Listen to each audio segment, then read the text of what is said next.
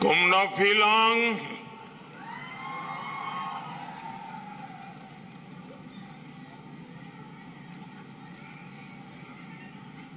मुझे जब जब मेघालय आने का अवसर मिला है, हर बार आपका प्यार बढ़ता ही जाता है, आपके आशीर्वाद भी बढ़ते जाते हैं। मैंने अभी शिलांग में देखा, अभूतपूर्व रोड शो किया उन्होंने, और यहां आया, पूरे रास्ते भर बहुत बड़ी संख्या में लोगों ने हमें आशीर्वाद दिया, प्यार दिया। यहां भी आप इतनी बड़ी संख्या में हम सबको आशीर्वाद देने के लिए आए हैं। मैं हृदय से आपका आभार व्यक्त करता हूं। भाजपा के लिए आपका ये प्यार कुछ लोगों को पसंद नहीं आ रहा है, उनकी नींद उड़ गई है। उन्होंने बहुत कोशिश की थी कि ये रैली न हो पाए, लेकिन मेघालय की जनता से जुड़ने के लिए, तुरा की जनता से जुड़ने के लिए मोदी को मैदान की जरूरत नहीं है। अरे मोदी को तो मेघालय वासियों ने अपने दिल में ही जगह दे के रखी हुई है। और मैं यहां चारों तरफ देख रहा हूं, मेघालय के लोगों की एक ही पुकार है, मेघालय मांगे बीजेपी सरकार, मेघालय मांगे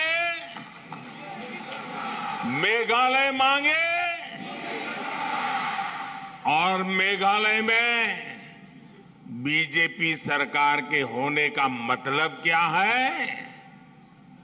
ये मतलब मेघालय के लोग भली भांति जानते हैं। मेघालय में बीजेपी सरकार यानी मेघालय का तेज विकास, बिना भेदभाव, मेघालय के हर क्षेत्र का विकास। मेघालय में बीजेपी सरकार यानी बम, ब्लॉकेड और हिंसा से मुक्ति। मेघालय में बीजेपी सरकार यानी हर रीजन और हर रिलीजन को सपोर्ट करने वाली सरकार। मेघालय में बीजेपी सरकार यानी घोटालों और करप्शन से मुक्ति। मेघालय में बीजेपी सरकार यानी गरीबों को पक्का घर, बिजली और पानी की सुविधाएं पहुंचाने वाली सरकार। मेघालय में बीजेपी सरकार यानी यहां के यूथ को रोजगार के ज्यादा से ज्यादा मौके। मेघालय में बीजेपी सरकार यानी यहां की महिलाओं, बहनों, बेटियों की दिक्कतें कम करने वाली सरकार। मेघालय में बीजेपी सरकार यानी यहां पर कनेक्टिविटी बढ़ाने वाली सरकार। भाइयों और बहनों, बीजेपी सरकार का ये निरंतर प्रयास रहा है कि मेघालय के ट्राइबल कल्चर, यहां के म्यूजिक, यहां की भाषा का प्रचार प्रसार हो। हमारी सरकार ने जब मेघालय के प्रोफेसर बादा पलीन बोर और म्यूजिशियन रिसिंगबोर कुरकालांग को पद्म सम्मान दिया तो उसके पीछे भी यही भावना थी। मन की बात कार्यक्रम में भी मुझे मेघालय के कल्चर, यहां के सामर्थ्य के बारे में बताने का अवसर मिलता रहता है। पिछले वर्ष आजादी के अमृत महोत्सव में आपने जिस प्रकार वीर यू तिरोत सिंह जी को याद किया, उसको मैंने देश के साथ शेयर किया। मेघालय की ऐसी वीर गाथाओं से देशवासियों को भी प्रेरणा मिलती है। देश के अधिकतर लोगों को लगता था कि चेरी ब्लॉसम सिर्फ जापान का ही फेमस है, लेकिन जब मैंने मेघालय के चेरी ब्लॉसम की बात मन की बात में बताई तो इससे लोगों को सुखद आश्चर्य हुआ। मेघालय की फ्लाइंग बोट हो या फिर जयंतिया हिल्स में मिली केव फिश, करोड़ों लोगों की इनकी जानकारी मन की बात से ही मिली है। ऐसे ही प्रयासों के कारण अब देश दुनिया में एक टूरिस्ट डेस्टिनेशन के रूप में मेघालय की पहचान बढ़ रही है। अब तो मेघालय में G20 की मीटिंग भी होने वाली है, जिसमें दुनिया के अनेक विकसित देशों के लोग यहां आएंगे। इससे मेघालय की पहचान दुनिया भर में सशक्त होने वाली है। साथियों, मेघालय सहित पूरे नॉर्थ ईस्ट के विकास के लिए हमने पुरानी सोच और पुरानी अप्रोच को बदल दिया है।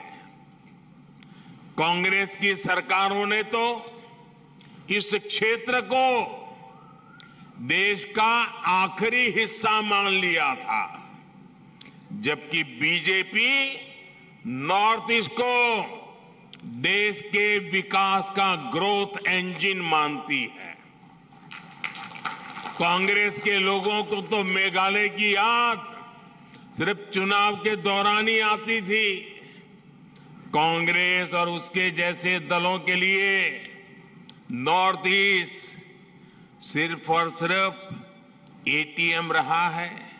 जैसे एटीएम से जाकर के पैसे निकालते हैं ना, ये दिल्ली में ऐसे लोग बैठे थे कि नॉर्थ ईस्ट से पैसे ही निकालते थे, वो उनके लिए एटीएम था। आपके हक का पैसा ये लूट लेते थे, जबकि बीजेपी नॉर्थ ईस्ट के विकास के लिए ईमानदारी से पाई पाई के इस्तेमाल पर विश्वास करती है। आज केंद्र की बीजेपी सरकार गरीब के लिए, किसान के लिए, बहनों के लिए जो भी पैसा भेजती है सीधे बैंक अकाउंट में भेजती है। कोई बिचौलिया नहीं, कोई एटीएम नहीं, कोई लूट नहीं। लेकिन साथियों, आपको एक और बात समझनी चाहिए।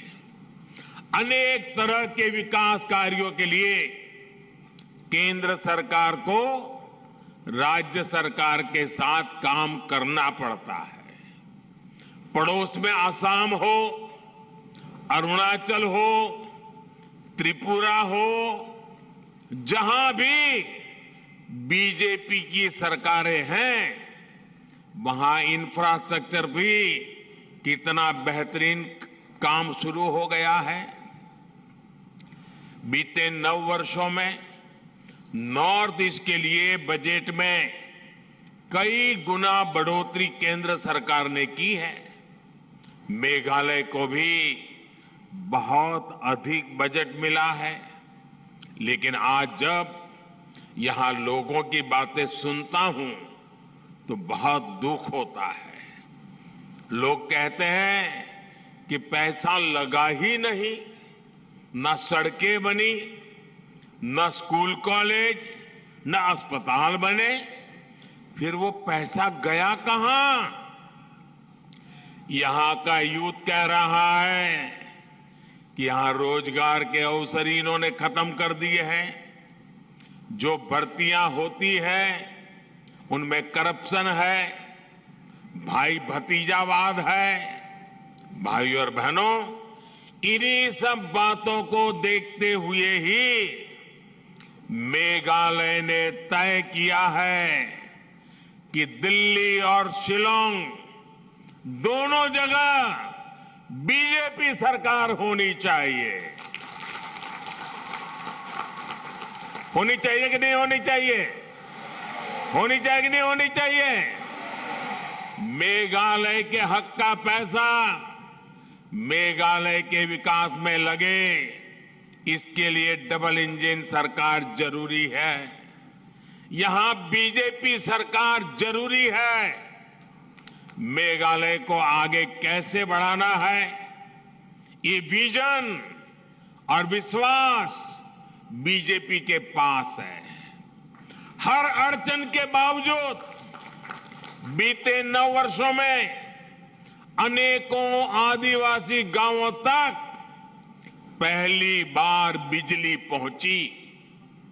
गांव की सड़कें हो, हाईवे हो, एयरपोर्ट हो, रेल लाइन हो, पानी हो, हर काम के लिए पहले से कहीं अधिक पैसा दिल्ली से भेजा जा रहा है। गांव की सड़कों के लिए पैसे की कोई कमी नहीं है। केंद्र सरकार ने इसके लिए रिकॉर्ड बजट रखा है। पिछले 9 वर्षों में मेघालय में नेशनल हाईवे के निर्माण पर 5,000 करोड़ रुपए खर्च किए गए हैं। 5,000 करोड़। मेघालय के 11 जिले आज नेशनल हाईवे से जुड़ चुके हैं। केंद्र सरकार मेघालय को आसपास के देशों से भी जोड़ना चाहती है। कोशिश यही है कि यहां के किसानों, फल सब्जी उगाने वालों को बड़े बाजार मिले, ज्यादा इनकम हो। तुरा दालू नेशनल हाईवे के चौड़ीकरण पर हम तेजी से काम कर रहे हैं। इससे गारो हिल्स की असम और बांग्लादेश के ट्रेडिंग सेंटर से कनेक्टिविटी बेहतर होगी। मेघालय और म्यांमार के बीच की कनेक्टिविटी पर भी तेजी से काम चल रहा है। इन वर्षों में मेघालय की हवाई कनेक्टिविटी भी मजबूत हुई है। आज मेघालय के ट्राइबल गांवों तक 4G इंटरनेट पहुंचाने के लिए भी सैकड़ों टावर लगाए जा रहे हैं। साथियों, बीजेपी सरकार जहां एक बार बन जाती है, वहां लोग उसे बार बार वापस लौटाते हैं। आप गोवा में देखिए, बीते अनेक वर्षों से वहां बीजेपी सरकार है। ये इसलिए होता है क्योंकि बीजेपी धर्म, पंथ, जात पात के आधार पर भेदभाव नहीं करती है। बीजेपी की स्कीम्स का लाभ सबको मिलता है। बीजेपी सुविधाओं के सैचुरेशन यानी 100% बेनिफिट्स के लिए जनता जनार्दन की भलाई के लिए काम करती है। सबका साथ, सबका विकास, यही हमारा सेक्युलरिज्म है। बीजेपी सरकार ने कोरोना की मुफ्त वैक्सीन सबको बिना भेदभाव के लगाई। मेघालय के 20 लाख से अधिक साथियों को बिना भेदभाव के मिल रहा है। मेघालय के गरीब परिवारों की लगभग 75,000 पक्के घर बिना किसी भेदभाव के स्वीकृत हुए हैं। जो परिवार अभी रह गए हैं, वो भी मेरी बात पे भरोसा करना, जिनका अभी काम बाकी है वो भी मैं पूरा करूंगा, उनको भी पक्के घर मिलेंगे। मेघालय की 6 लाख से अधिक बहनों को नल से जल योजना के तहत नल का कनेक्शन केंद्र सरकार दे चुकी है। हमने रिलीजन नहीं देखा, सिर्फ हमारी माताओं बहनों की सुविधा देखी है।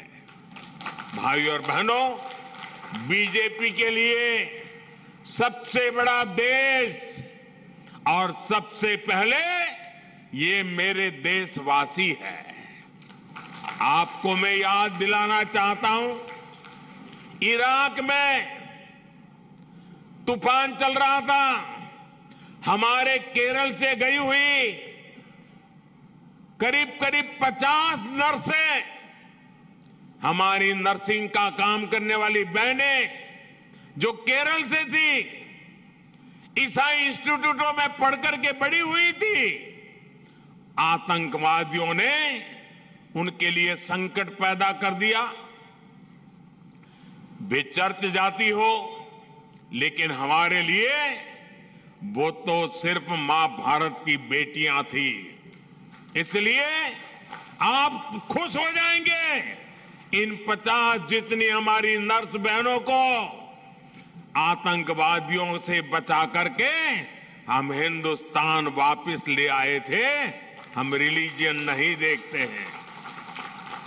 आप वो दिन भी याद करिए, हमारे एक पादरी फादर एलेक्स प्रेम कुमार, ये फादर एलेक्स प्रेम कुमार अफगानिस्तान गए थे, आतंकवादियों ने उनको किडनैप कर लिया, तालिबान वालों ने, और जिस तरह वहां के हालात थे, उनके परिवार ने भी आशा छोड़ दी थी कि ये हमारा फादर प्रेम कुमार वापस आएगा कि नहीं आएगा।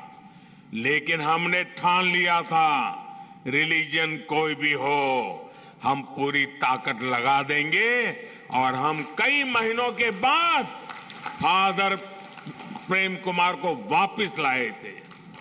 बीजेपी सरकार ने उन्हें सुरक्षित वापस लाने का वादा उनके परिवार को किया था। ईसाई समाज के धर्मगुरु मुझे मिलने आए थे, मैंने उनको वादा किया था। आज मुझे संतोष है कि वो काम भी हमने कर दिया। ऐसे अनेक उदाहरण हैं जो नेशन फर्स्ट और पीपल फर्स्ट को लेकर बीजेपी के कमिटमेंट को दर्शाते हैं। भाइयों और बहनों, बीजेपी हमेशा से ट्राइबल डेवलपमेंट के लिए समर्पित रही है। जब अटल बिहारी वाजपेयी जी की सरकार थी, उस सरकार ने सबसे पहले अलग ट्राइबल मंत्रालय, ट्राइबल मिनिस्ट्री बनाई, ट्राइबल के डेवलपमेंट के लिए अलग बजट बनाया। हमारी सरकार ने इस बजट को लगातार बढ़ाया। कांग्रेस की सरकारें आदिवासियों के लिए जितना बजट रखती थी, उससे 5 गुना अधिक बजट इस बार हमने दिया है। इसका लाभ मेघालय के जनजातीय समुदायों को भी होने वाला है।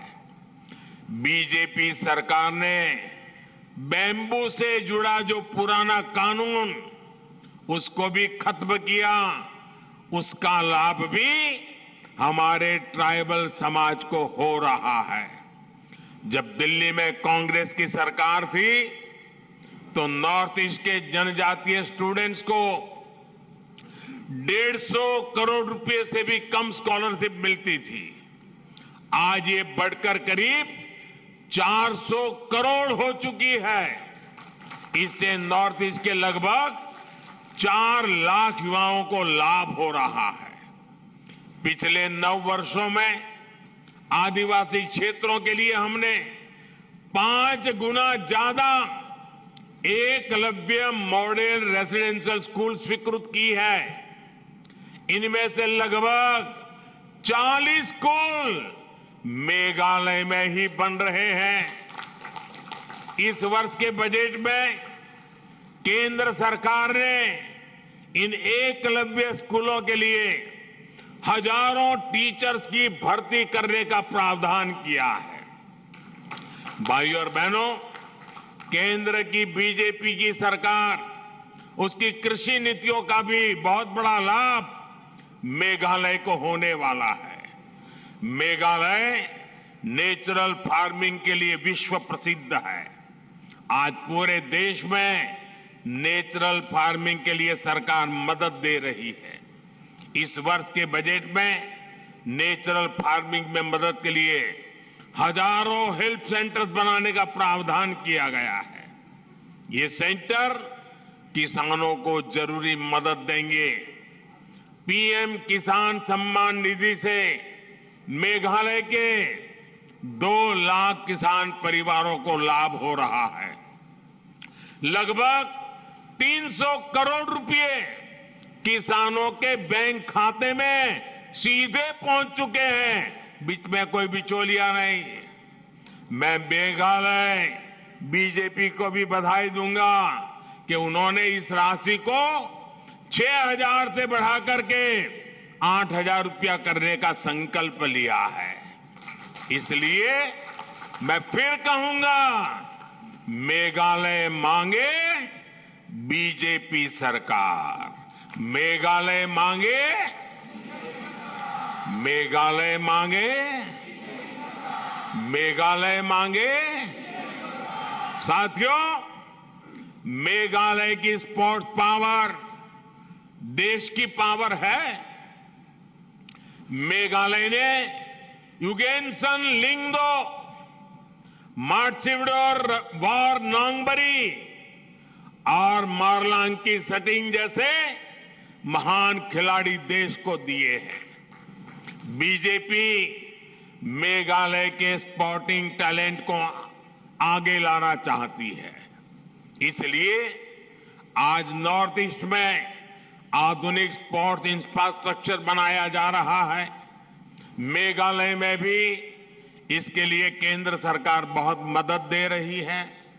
यहां तुरा में बन रहा इंटीग्रेटेड स्पोर्ट्स कॉम्प्लेक्स इसका उदाहरण है। जब ये कॉम्प्लेक्स बन जाएगा तो यहां के युवा खिलाड़ियों को बहुत लाभ होने वाला है। यहां हम बड़े बड़े इंटरनेशनल टूर्नामेंट करा पाएंगे। साथियों, सबका साथ सबका विकास के ऐसे हर काम तभी तेजी से हो पाएंगे जब शिलांग और दिल्ली दोनों जगह पे बीजेपी सरकार होगी। मेघालय के लिए दिल्ली से भेजी पाई का सदुपयोग तभी होगा जब यहां बीजेपी का मुख्यमंत्री होगा। इसके लिए आपको हर बूथ में कमल खिलाना होगा।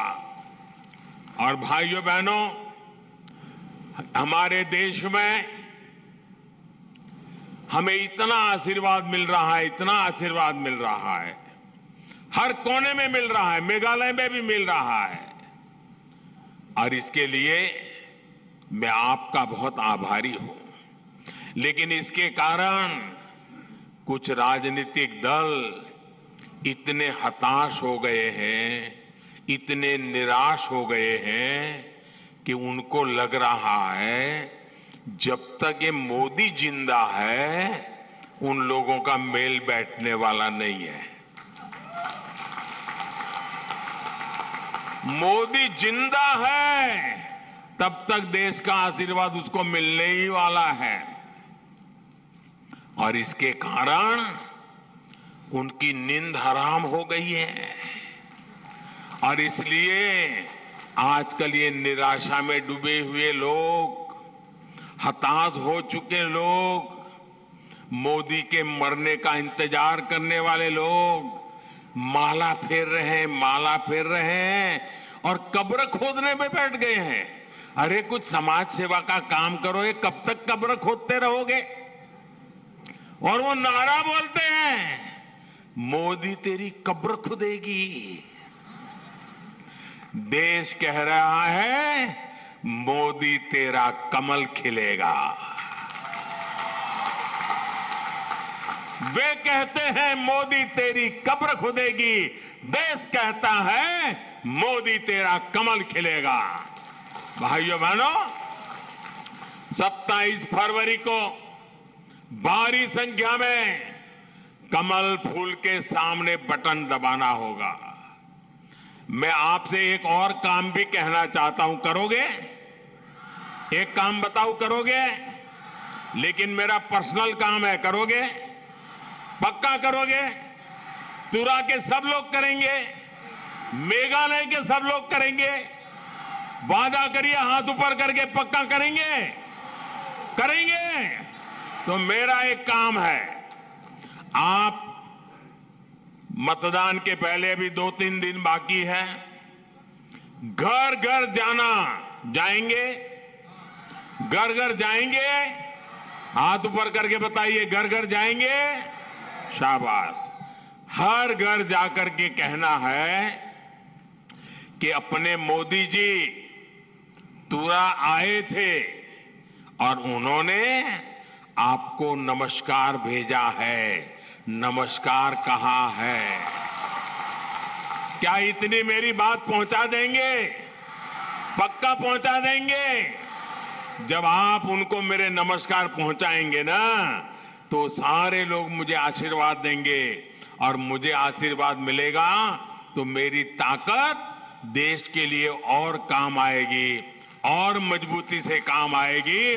और इसलिए मुझे हर परिवार के आशीर्वाद के लिए मेरी आपसे प्रार्थना है, घर घर जाकर के बताना कि मोदी जी तुरा आए थे और आपको नमस्कार कहा है। इतना जरूर करना।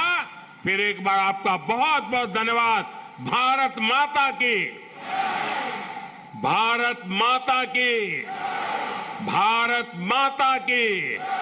वंदे वंदे वंदे वंदे वंदे वंदे वंदे वंदे वंदे।